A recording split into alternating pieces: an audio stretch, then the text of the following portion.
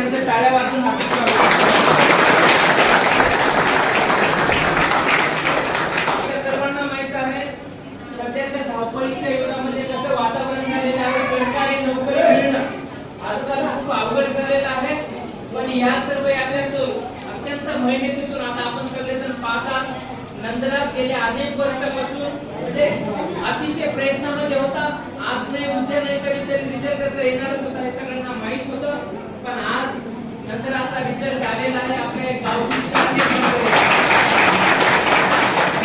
सर्वांची इच्छा आहे जेणेकरून समाजाचं प्रतिनिधित्व वाढा प्रशासकीय सेवामध्ये ही महत्वाची बाब आहे. त्याचबरोबर प्रयत्न करत असताना अतिशय अडचणी येतात. त्या अडचणीला मात करून आपण प्रयत्न करणं गरजेचं आहे. नंतर अगोदर अनेक वेळा अयशस्वी झाला पण त्याला शेवटी यशस्वीता मिळालेली आहे. आज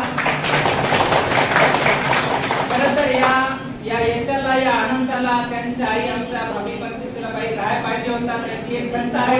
पण ते नसताना सुद्धा ही खरं अभिवादन त्यांचं आज महाराष्ट्र पोलीस मध्ये लागून झालेलं आहे. आणि म्हणून मला फक्त अपयशासाठी आणि यशासाठी एवढंच म्हणायचं आहे की असफलता एक चुनौती है, इसे स्वीकार करो. असफलता एक चुनौती है, इसे स्वीकार करो. क्या कमी रह गई देखो और सुधार करो.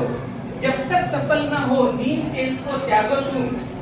संघर्ष का मैदान छोड़ के मत भागो तुम. कुछ किए बिना ही जय जयकार नहीं होती.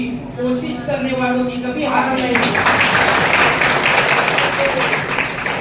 दोन्ही परिवारांच्या आपण सर्वजण आनंदामध्ये आहात आणि म्हणून डॉक्टर बाबासाहेब आंबेडकर यांनी आपल्याला या सर्व गोष्टी केलेल्या आहेत. त्यांच्या पुण्याईने त्यांच्या आदर्शावर आपण पाऊल ठेवून यशस्वी होता ही खरी चांगली बाब आहे.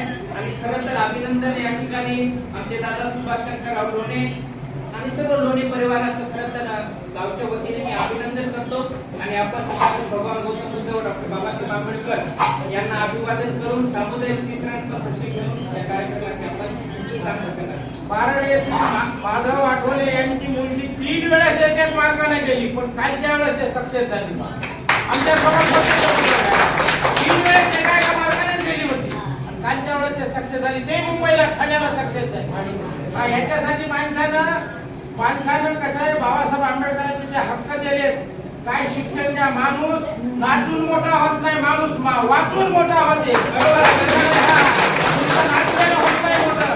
हक्क आणि सत्ता मिळवायची असेल तर वाचून वाचन केलं पाहिजे. वाचून माणूस मोठा होते, नाचून होत नाही.